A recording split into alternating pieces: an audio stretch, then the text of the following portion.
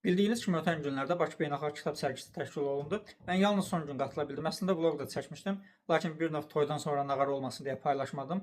Onun əvəzinə orada aldığım, əldə etdiyim kitabları sizə göstərmək istəyirəm. Orada bir çox stenddə yaxınlaşsam da təməl alış-verişimi Parlaq imzalardan və Teaspres nəşriyyatından etdim. Çünki məncə Azərbaycan dilində hələ ki ən yaxşı klassik seriya Teaspresdə mövcuddur. Ən böyük mənfiləri çeşidlərinin azlığıdır. Bu da yəqin ki zamanla aradan qaldırılar. İndi isə gəlin kitablara baxaq. Əlbəttə səfirlər birinci cildini əldə etdim. İkinci cildə nəşr olunub, lakin ikinci cildi incə qapaq olduğu üçün almadım. Gözləyirəm təkrar nəşrə geçsin.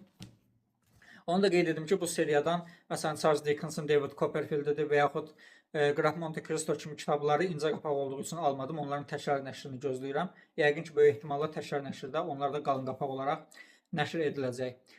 Bir digər kitab Theodor Dreiser'dan Dahi. Təbii ki, Dracula. Martin Eden, alçaldılmış və təhqir olunmuş insanlar,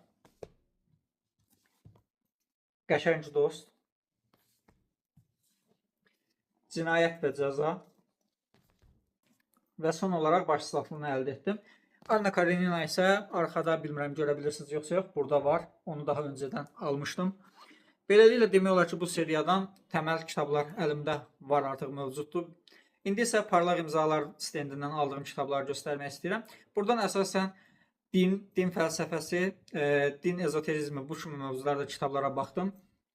Belə ki, Rauf İmanoğlu'nun Sən, üfürülmüş ruh metafizikası adlı kitabını aldım. Burada Tanrının ruhundan insana üfürüldü anlayışı üzərinə fəlsəfi dini açıqlamadır. Araşdırma üçün gözəl kitabdır məncə.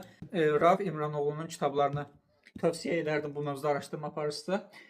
Uzun illər öncə nəşr olunan, uzun illər dediyim, daha dəqiq isə tarixini də qeyd edim. Bir kitabı da var Rauf İmranoğlu'nun. 2022-də nəşr olunub. Hər dəfə almaq istəyirdim. Qiyməti yetərincə bahadır. Jiroskopik ruh metafizikası. Yenə bu da ruh metafizikası üzərində bizim dilimizdə yazılmış məncə kompleks kitablardan biridir. Səhifələmişəm, dəfələrlə baxmışam kitaba, amma qiymətindən dolayı əldə edə bilmirdim. 50 manatdır. Kaş en azından qalın cildli nəşr olunardı. Bu qiymətlə müqayisədə biraz fiziki keyfiyyətin aşağı olduğunu düşünürəm, amma içərisinin də bir o qədər dolu olacağı qənaətindəyəm. Oxuduğum təqdirdə bu kitabların videoları da təbii ki gələcək.